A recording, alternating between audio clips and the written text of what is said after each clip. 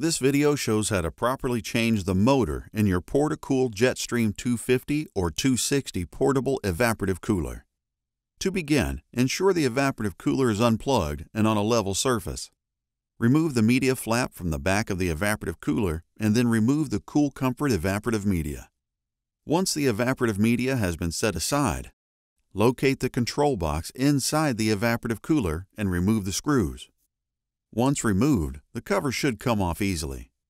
Find the fan motor cord in the control box and disconnect the cord from the switch.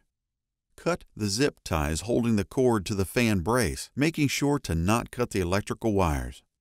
Loosen the 8 bolts holding the motor support arms to the venturi. Remove the motor and the motor support arms from the evaporative cooler housing. Take the fan hub cover off and then remove the nut and washer from the motor shaft while holding the fan blades in place. Remove the fan blades. Loosen the bolts on each motor support arm and slide them from the old motor. Set aside the old motor. Replace the motor support arms on the new motor in the same location they were on the old one and tighten the bolts. The arms must be at 90-degree angles from one another and should be approximately 1 inch from the top of the motor. Place the fan blades on the motor shaft and secure with the washer and nut. Replace the fan hub cover.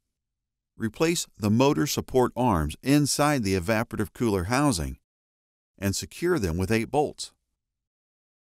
Connect the fan motor wire to the switch in the control box, then gently place all cords back in the control box and place the cover back on, securing it with 4 screws.